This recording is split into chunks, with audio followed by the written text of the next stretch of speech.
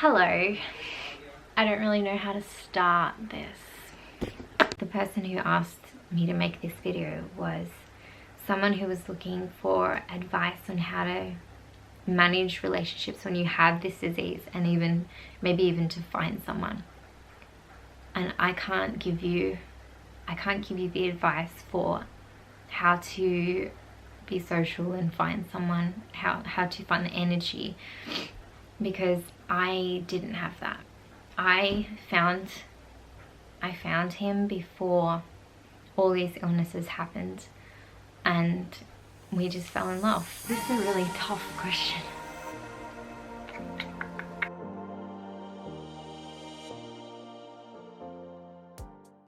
So, relationship. How on earth do people with this disease end up finding someone, end up finding a lover, have any relationships? And let me tell you, it is hard. Someone asked me, how do I have a relationship if I don't have time? Like, if I don't have the energy or the physical capabilities to socialize? How did I get married? How did I find him? All of those sort of questions. So I'm going to try and answer that. I don't want anyone out there to think that I think that I know better or that I have it all together, which I definitely don't. I'm purely just making this video because someone asked me to, and I just want to help. If I can help someone in any way, that was my whole goal for starting this channel, was to help people. So let's get into it. I don't really know where this video is going to go. I don't really know if it's even going to have a conclusion, so bear with me. We're going to try our best to answer this huge question. Relationships. It's a good topic. And the simple answer is you don't really. You have very few, and you learn to really treasure those relationships that are important and that fill you up, and you spend way less time on those relationships that bring you down and exhaust you. So it's really a matter of just being really, really picky with your friends and being really, really picky with your lover. So how did I get married? How did I find someone? How did I even start that whole process of finding someone to spend my life with? So I think I'll start with how I met my husband. Now, obviously when I met him, he wasn't my husband. I always knew that I wanted to get married one day. I always wanted that marriage. I think that stems from having parents who have a strong marriage, and I knew that I wanted a Christian man. So that's what I was looking for. Now, I met him when I was doing my prac placement, so my professional learning on the job, whatever you call it, wherever you're from, for childcare. I knew I liked him from the second I saw him. I was like, ooh, who's that? Yeah, there was just a different feeling about him. It wasn't just the physical, I guess. It was just, I don't know, it seemed deeper. I did not have any illnesses at this point. I was a very healthy person. I was exercising every day. I had energy. I was like really at the peak of my life. From looking back now, I can see that that was the best time of my life. I had grown out of the awkward phase, and I was finally feeling like myself. And yeah, so we started dating. I moved away to college. It was about 2 hours away from him, so we were doing long distance relationship for a while. And it's like God knew. Well, of course he did. Now looking back, I used to blame, this sounds so silly, I used to blame Ralph for all of my illnesses, because it was just like in a very, very short amount of time, it was just like bam, bam, bam, bam, bam with all these illnesses. And it was the year that I started dating him. I blame him because that was the only thing that had changed. And I look back and think that's so silly now. Of course I didn't really blame him, but it was very odd that at right the time where I'm just gonna get all these crazy illnesses that I've never even heard of before. I didn't even know what an autoimmune disease was at this point. It's like God knew, which of course he did, that I needed someone like him. I needed someone that was able to take care of me when I couldn't take care of myself. He's been the perfect companion for me. I'm gonna cry. He's been patient, he's been loving, he's been selfless. He's just an incredible human being that I don't feel like I ever really deserved. And God knew that I needed someone like him in my life. It was the perfect timing. And even if you don't believe in all of that, like, it still was the perfect timing. And then we got married, and then I started to get these symptoms, and he's just always been there. I remember when we got married, we were doing marriage counseling, and on the way home I was saying to Ralph, oh, we should just change our vows to in sickness and in sickness, because I'm never healthy. So we still say that now when I'm sick. We still say to each other, in sickness and in sickness. So I don't have the advice. I have a lot of advice on how to live with this disease and how to manage relationships, because I have had to navigate that a lot. I think it's really important when you do have someone in your life, whether it's before this illness happened and now you're, I guess, stuck together. I think it's a good way to be stuck, but really explaining to this person what it's like to be in this body, what it's like to be trapped in this body that doesn't work. And you may find that they are more understanding and they get it more than you think they would. So I think communication is key when you have this disease, because you need to communicate your needs and what you're not capable of, what it's really like and what happens in certain situations and things that you find hard to do. Like, I would find it really, really hard to go out one day and then go out again the next day and do something else. So we have to be strategic in planning our days and knowing that I will be tired the next day, allowing extra time for rest. He has never said to me that I'm lazy or complained that he has to do extra stuff because I have to rest. He's just a selfless soul that I wish everyone with this disease had someone like him, because honestly, he has made my life so much better than it could have been. So really communicating, look, I'm not feeling very well today. I need to take extra medication. I am blah, blah, blah, blah, blah. And just letting them know this is how they can help you. I want our marriage to be honoring to God, and I don't want to be a burden to my family. So in saying that, in managing this, I do my part as well. He does his part in taking care of me and making sure I rest, and I do my part in taking care of myself as well. Making sure that I take medications at the right time, making sure that I take supplements that my body needs extra of or anything like that. Making sure that I don't over-exercise or I don't overexert myself on anything is taking care of myself, and then I am able to take care of my family as well and manage my relationships.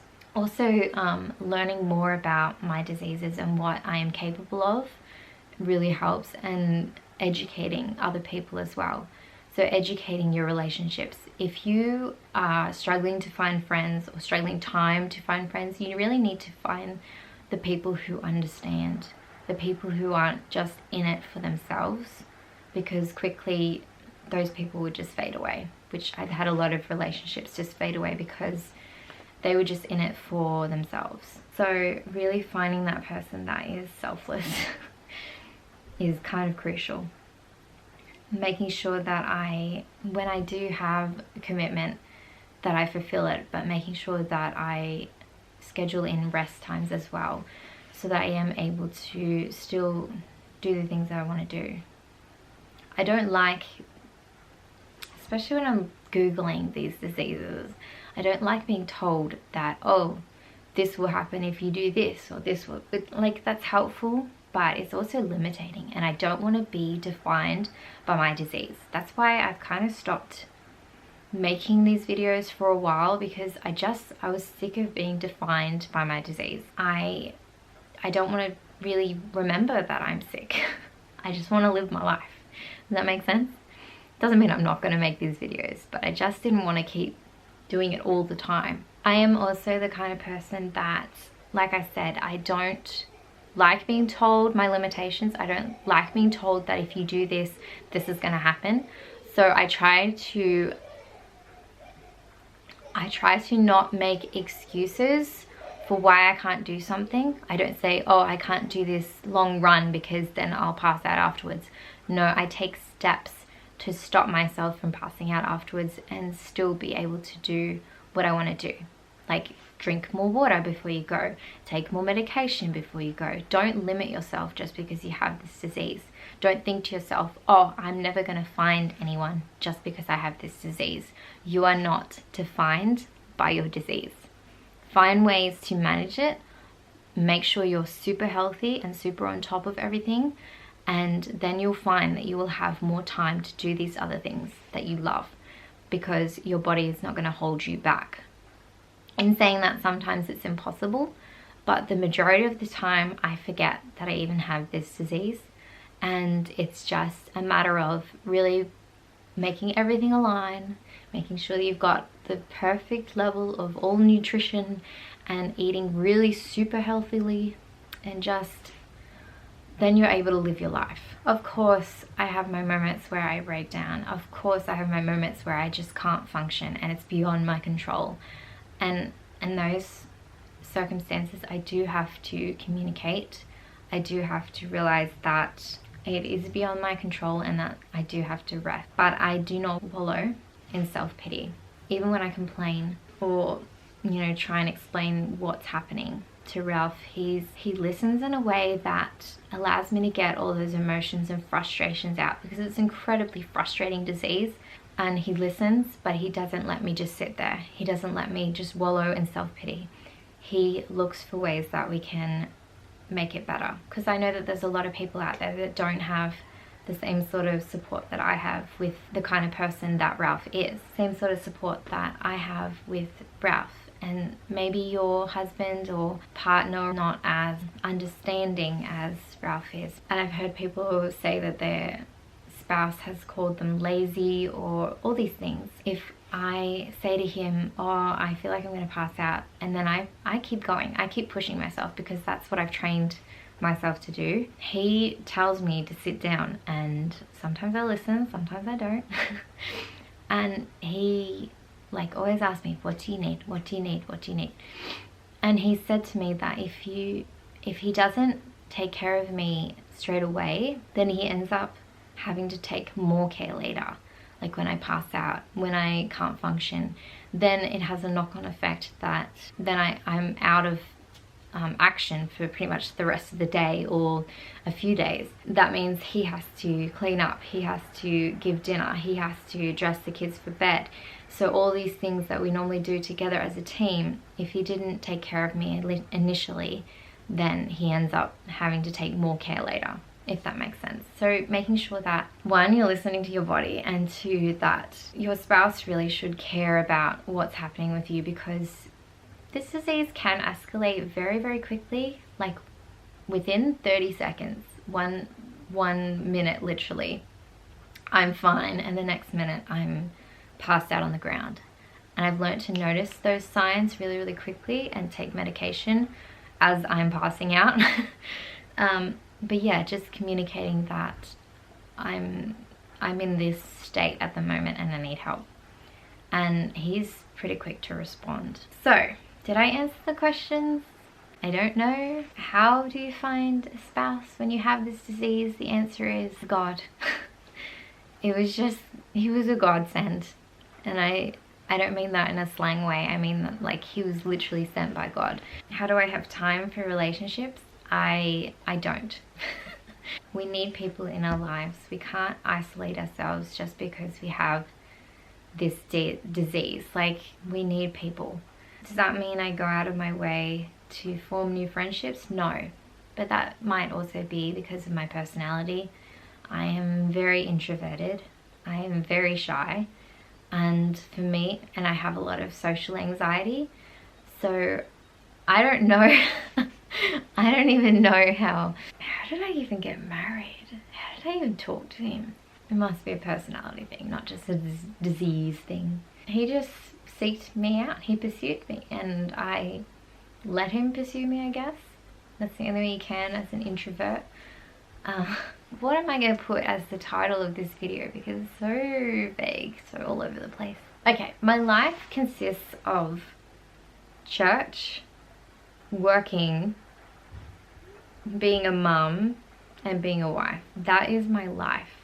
I occasionally go out with friends. I don't know how I have time for relationships. I really don't. It's just, I guess I live a sad life. I would love to hear about some people who have this disease and who are able to socialize more than I do, because I am not a good example of this. I might bring my husband in because I feel like he would explain this better, and maybe give a different perspective on what it's like with this disease. And it's not just you living with the disease, they have to live with it as well. So I think it'd be good to get his perspective, if I can persuade him. He doesn't really like going on the videos. Okay. What is it like living with me when I have this disease? Is it hard? No, you have to check in. I have to check in a lot, just to make sure that you are okay and doing all right. Yeah, to the point where it's annoying. Yeah, it doesn't help that you're stubborn. You don't tell me, like, until it's like. I do tell you. I'm good at. I don't know until the last minute. Yeah. I don't know until like 30 seconds before. That's why I gotta keep so checking. When I know, you know. So more specifically, what do you think it's like? What is it like to other people who don't have to deal with this disease? What is it like for you to live with someone with this disease? Is it bad? Is it normal? Is it There are times where it's tough. Like there are times where, like, yeah, you're just kind of like, if you're not feeling well, or you need to lie down, or you're about to pass out, or you're passed out. It's kind of like juggling everything. That's what I said. Also make sure you're okay, number one. Also make sure the kids are not dying, or like, yeah. But do you think it's like you've got to let other things go then? Like you've just got to lower No, standards? I still do things. I know you do, but like... No, I kind of like, a lot of the time I just kind of pick you up, move you in a corner, and just let you rest, and then like keep going. Because you gotta get going. I think the kids are good at dealing with it too. I think they're good at realizing when I'm sick. So I think also like, because we taught them from a very young age that like you have this thing, they don't really truly understand, but you know that you need to take a tablet, you need to lie down, and you need to chill out for a bit. Yeah. But I think especially Lisa, she wants to take care of me. So if you're a mum, like involving your kids in your health, I guess. What can I do better to help you understand when I need help? Well, it's hard because you said sometimes it just comes on real quick. Yeah. But I think being really good at communicating, I said before, like letting you know on those certain days when I feel that way. Like there's certain days where I'm a bit on the edge, I call it. Is that helpful or no? Sometimes. I think everything helps. Like to at least to prepare me. You're like, oh, I'm not feeling well. Just letting you know. Like, okay. I feel annoying though. Yeah, but like I'm annoying what I find more annoying is if that you don't say anything and then you pass out, and then I'm like, oh, like, and then I'm going into panic mode. So I think a bit of like, at least in the back of my head, I don't need to do anything, but in the back of my head, I need to go, oh, okay, I got to watch out. So you find that helpful when I say to you, like, oh, I don't feel very well, or I think I'm like, what do I say? I don't remember. Yeah, so letting you know I'm losing strength in my arms, or I'm losing power in my arms, or my legs, or my knees just went. Yeah. Well, okay, so I tell you to sit down, you don't. But not making a big deal about it too, I think. Yeah, it's just kind of like, I got. Oh, this is life. Yeah, if I've got a headache, you're like, oh, okay, well, you can go chill out for a bit. Okay, so it's like, it's not really different to any other marriage. It's just like. But I have to be more careful, I think, or more cautious. What do you mean? Like, I just need to make sure that the kids aren't stressing you out as much, because then it'll set you off. No, it's true. Don't laugh. Maybe because it's not you're like a tipping. No. Like, it's just like, because they'll do something, and especially if you're not feeling well, like, whenever we don't feel well, we don't react properly anyway. So it just our stress levels go anyway. So I think we're in a situation where we're more vulnerable. Okay, what do you think this disease feels like? Like, pretend you have this disease. What does it feel like? Frustrating. That's a big one. Because you want to do stuff but you can't. It's like being in a full body cast. It's like a step up from a coma. Limiting. Yeah, stressful. How do you think I feel when I've had an episode and I just have to lie there? Crap. You just feel like rubbish. Like I remember when if you push yourself too much and you just like, it's kind of like low blood pressure but worse, and like all your strength and everything just leaves your body and just like you just want to collapse. Do you know that I feel like I'm a burden to you? Yeah, because you say that a lot. Okay. So I'm such a burden. I'm like, no, you're not. Okay, so that's something. Let's talk about that. So how do you think a spouse should respond when someone has this problem? You need to work with them. Like, I need to work with you. Yeah. Like, if I'm distressed, if I'm worried, if I'm concerned, like any spouse or any partner, like you don't just go, oh, I know, yeah, you suck. Like you need to build. That's what I'm here for.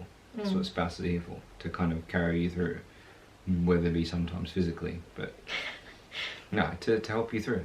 Okay. Because that's what I expect of you. Like if I'm feeling rubbish or if I'm doubting myself, I want you to build me up and say, no, it's not, or it'll be okay, or you'd love me or pray with me, or you'd kind of lead me to the truth rather than believe the lies. So there are some spouses out there that think that we're just putting it on, or we're just faking it, or we're lazy. No, you can't fake. No, you can't fake what you have. Like passing out and No, but even when you don't get to the point of passing out, like they think that they're just being lazy because it's so exhausting to do things. Like it doesn't matter. Like you're a mum, and that's exhausting in itself. Like I'm a dad, and it's exhausting. So you've never thought that I'm lazy? No. Well, Like, I get annoyed when you like leave cupboard doors open and stuff, but that's not being lazy. That's just kind of like. Well, I get annoyed when you leave the toilet seat up. Yeah, see, I'm not being lazy. I'm just like, like if I leave a kid in the shopping centre, that's kind of like. Well, one less. Yeah. Yeah, it's not good parenting. What did you think? We haven't left a kid in the shopping centre, by the way. I think we did. People. No, we did. We left Saya under the table once in a restaurant. What? We left him and we walked away. We remembered before we got to the car. Yeah. He was in his capsule. It wasn't like Anyway. Yeah, we came back for him. Yeah, don't take parenting advice from us. What did you think when we got this diagnosis? I think I was grateful, because then we had something. Like there was some sort of those diagnoses. There was some sort of solution to it. Like instead of you drinking like liters of seawater and like just salt, like having as much salt as you can to get through, and fainting and falling in the middle of Bunnings, it's like it was difficult. Like I can't do anything. Like I could try my best to do everything, but I couldn't do it for you. So when the diagnosis came and said, look, you can have this tablet and you can have this pill or you can have this treatment and it will help you, then it was good. But it's like still wasn't easy. Just kind of like when you got Grace, like when you were first diagnosed with your thyroid disease. It's kind of like, okay, we have some understanding, but what do we do? And also getting the right advice, I think is really helpful. If whatever you're doing is making you worse, then it's not, like it doesn't make any sense. Like it doesn't make any sense. So it would have been a bigger shock, I think, if this had been my first autoimmune disease. So I think because we already had some experience with other autoimmune diseases, do you think it was like less of a shock? Yeah, it was like gradual. Because it was gradual. It wasn't just like we woke up one day and it's there. But it's gradually like, I don't know, it was just slowly conditioning our family to where we are today. Yeah, so it's like having someone with special needs, isn't it? Like you just need to make an allowance for that. But also an understanding as well. Because again, if you had someone who was special needs or with a disability, like you have to have that understanding of they can't function the way that I can, or because that's not how their brain works, or that's not how their body responds.